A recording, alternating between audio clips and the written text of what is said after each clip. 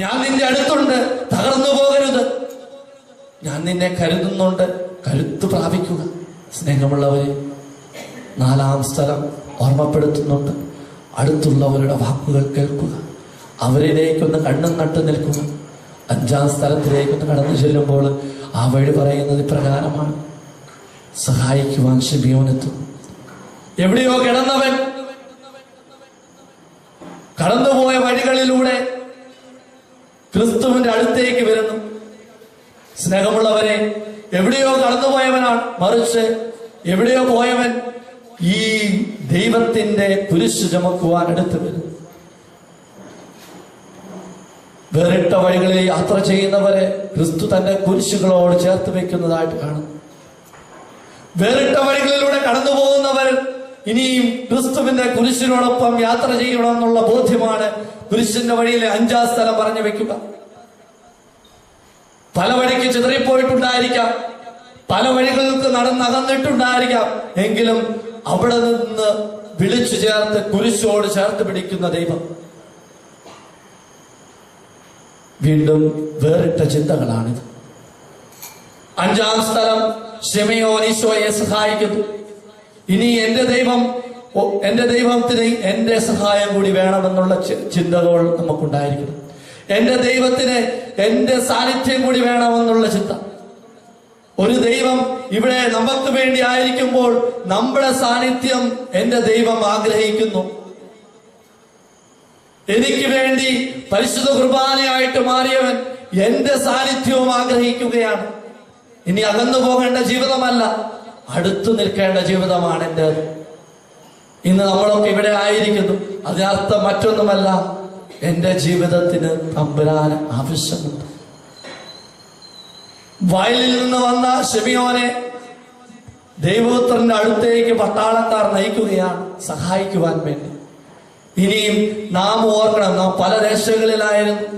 ഈ തിരുമണിക്കൂറിൽ ദൈവമാണ് ചേർത്ത് പിടിച്ചത് ഈ തിരുസക്രാരിയുടെ ഈ അരുളിക്കയുടെ അടുത്തേക്ക്. ഓർക്കുക, വ്യത്യസ്തമായ ചിന്തകൾ. വീണ്ടും 6-ാം സ്ഥലത്തിലേക്കൊന്ന് കടന്നു പോവുക. അവിടെ വെറോനിക്ക മിശിഹായുടെ തിരുമുഖം തുടയ്ക്കുന്നതായിട്ട് നാം കാണുന്നുണ്ട്.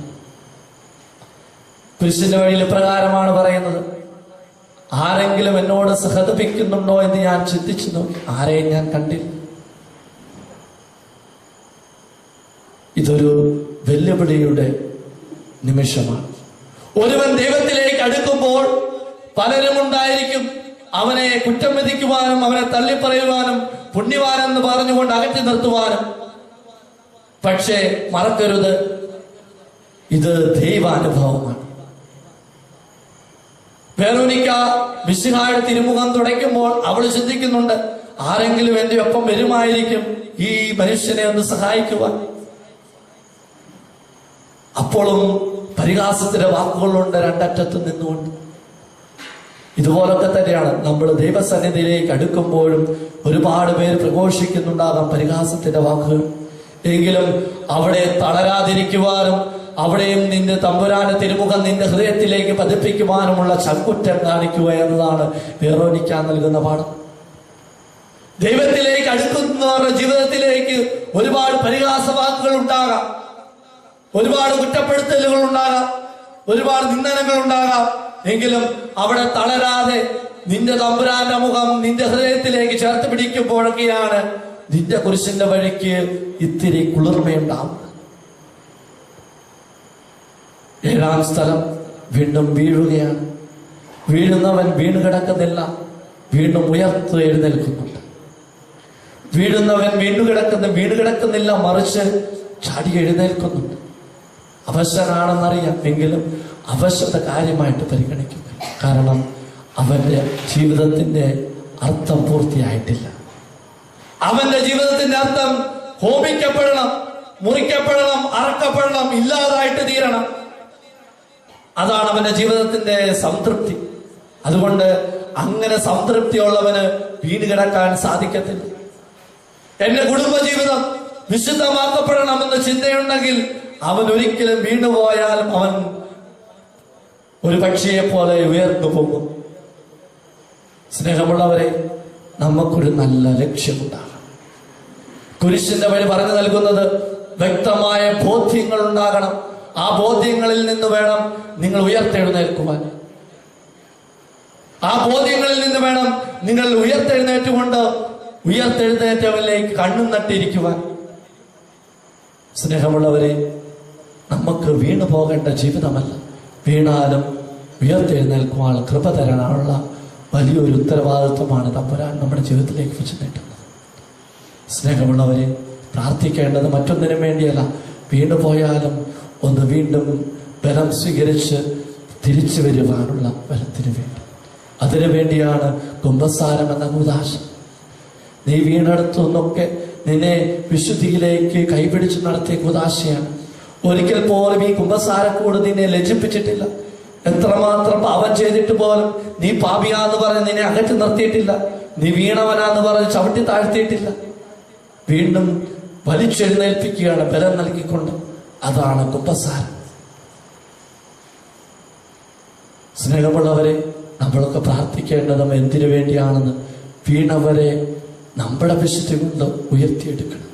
വീണവരെ ചവിട്ടി താഴ്ത്തുവാനല്ല, മറിച്ച് എന്റെ വിശുദ്ധമായ ജീവിതം കൊണ്ട് എന്റെ കുടുംബ ജീവിതത്തിൽ ആരെങ്കിലും വീണു പോയിട്ടുണ്ടെങ്കിൽ അവരെ വിശുദ്ധിയോടുകൂടി വീണ്ടും ഉയർത്തി എഴുന്നേൽപ്പിക്കുവാനുള്ള ബലം തരുവാനുള്ള കൃപയ്ക്ക് വേണ്ടിയാണ് പ്രാർത്ഥിക്കേണ്ടത്. വീണ്ടും കുരിശ് യാത്ര മുൻപോട്ടാണ്.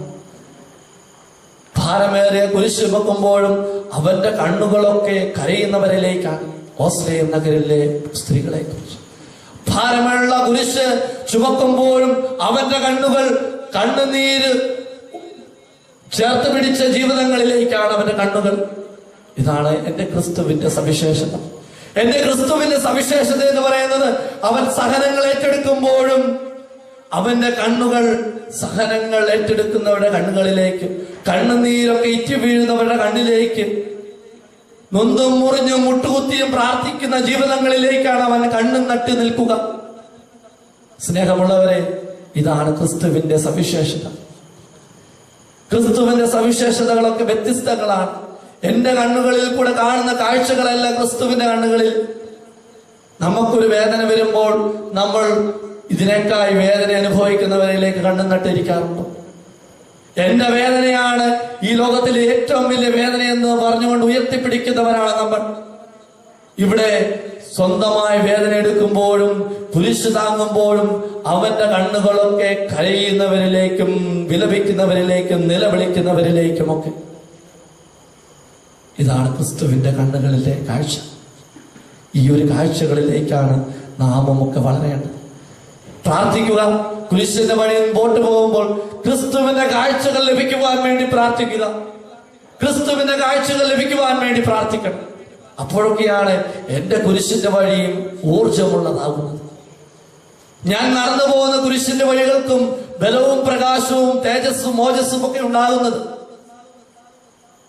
ഇതുവരെ നമ്മളൊന്നും ഇങ്ങനൊന്നും ചിന്തിച്ചിട്ടില്ല.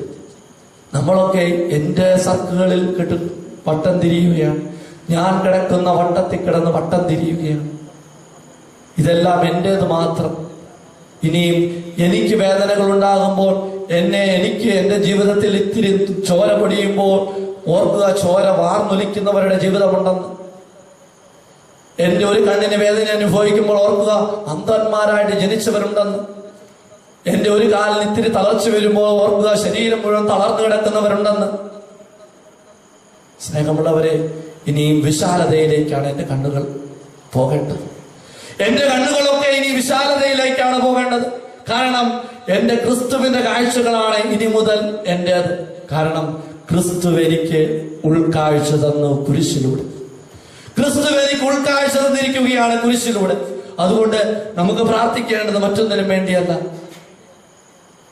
ഇനിയുള്ള നിമിഷങ്ങളിൽ നാം ആത്മാർത്ഥമായിട്ട് പ്രാർത്ഥിക്കണം.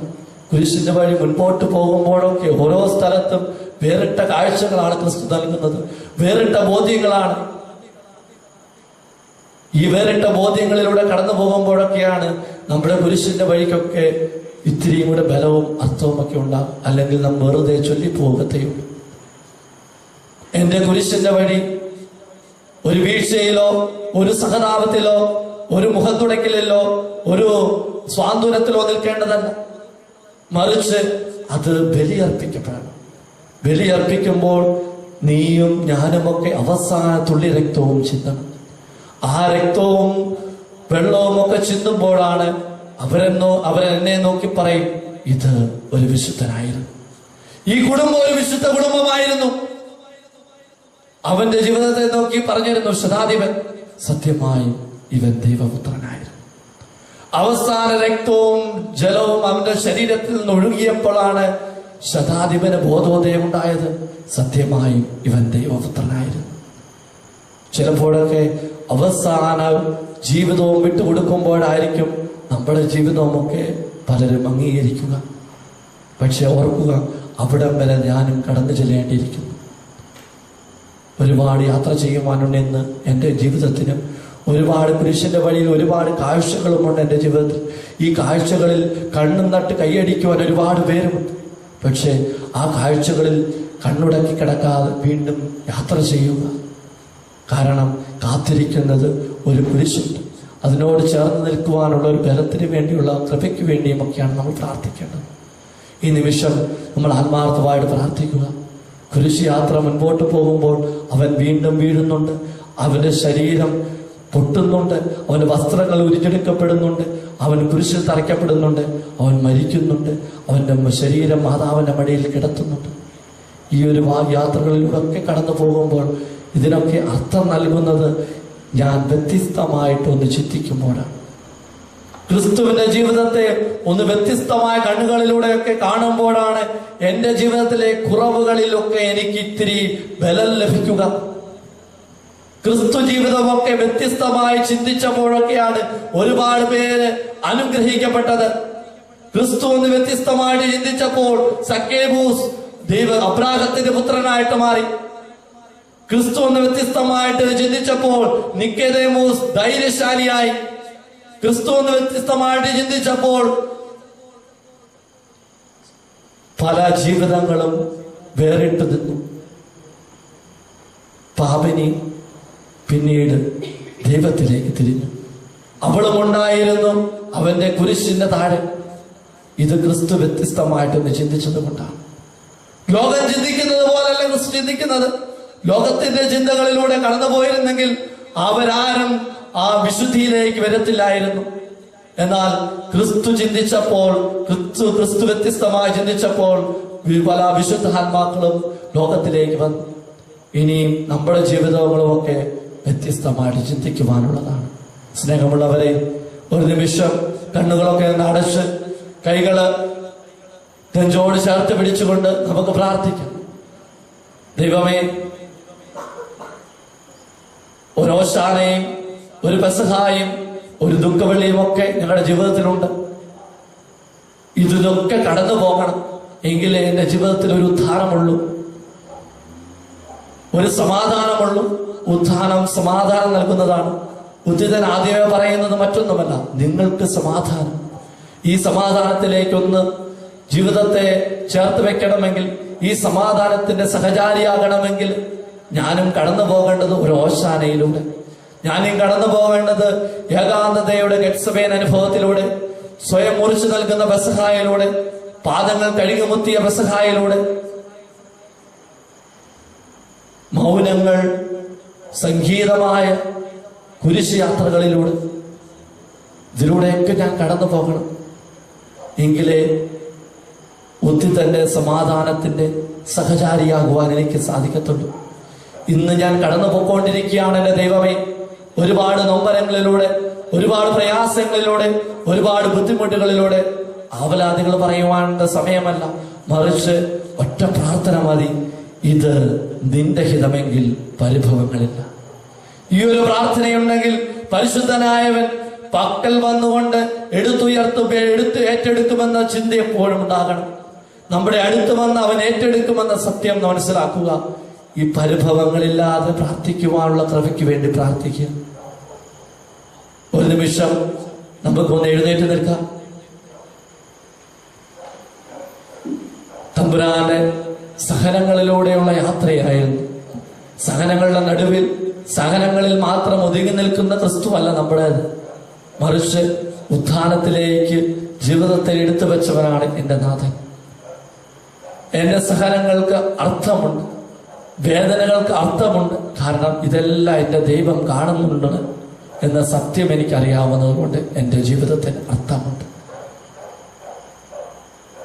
ജീവിതത്തിലെ ഒരുപാട് പനിനീർ പുഷ്പങ്ങൾ വിരിഞ്ഞപ്പോൾ നമ്മൾ ദൈവത്തെ പലവട്ടം വാഴ്ത്തി. പക്ഷേ കണ്ണുനീർ പൂക്കളൊക്കെ വിരിഞ്ഞപ്പോൾ നാമൊക്കെ വാഴ്ത്തിയത് ഒരു പ്രാവശ്യം മാത്രം. സഹനങ്ങളിൽ നൃത്തം ചവിട്ടുവാനുള്ള കൃപയ്ക്ക് വേണ്ടി പ്രാർത്ഥിക്കുക. ലോകമെമ്പാടുമുള്ള ക്രൈസ്തവരൊക്കെ സഹനങ്ങളിൽ നൃത്തം ചവിട്ടിക്കൊണ്ട് രക്തസാക്ഷിത്വം വഹിക്കുകയാണ്.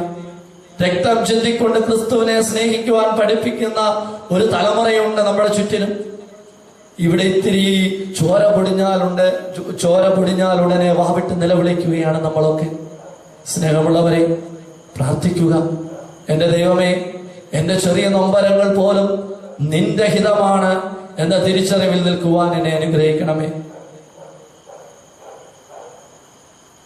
ഒരു നിമിഷം സുഖാരിയിൽ ആയിരിക്കുന്ന ഈശോയുടെ നേരെ നമുക്ക് നോക്കാം. അവൻ ഒരുപാട് കാര്യങ്ങൾ നമ്മളോട് പറയുന്നുണ്ട്. ഞാൻ കടന്നുപോയ വഴികളിലൂടെ നിങ്ങൾ സഞ്ചരിച്ചിട്ടുണ്ടോ? ഒരുപാട് ചോദ്യങ്ങൾ അവൻ നമ്മളോട് ചോദിക്കുന്നുണ്ട്. ഈ ചോദ്യത്തിനൊക്കെ പലപ്പോഴും ഉത്തരങ്ങളില്ല എന്റെ ജീവിതത്തിൽ. എന്റെ ഈശോയെ, ഇന്ന് ഈ ഒരു നിമിഷം നിന്റെ മുമ്പിലായിരിക്കുമ്പോൾ ഒരുപാട് കാര്യങ്ങൾ എനിക്ക് നിന്നോട് പറയുവാനുണ്ട്. ഇന്നലെ വരെ ഞാൻ സഹിച്ച സഹനങ്ങൾക്ക് ഒരർത്ഥവുമില്ലായിരുന്നു. കാരണം ഞാൻ കുറ്റങ്ങൾ ഉയർത്തിയാണ് സഹിച്ചത്, പരാതികൾ ഉയർത്തിയാണ് സഹിച്ചത്, ഞാൻ പരിഹസിച്ചുകൊണ്ടാണ് സഹിച്ചത്.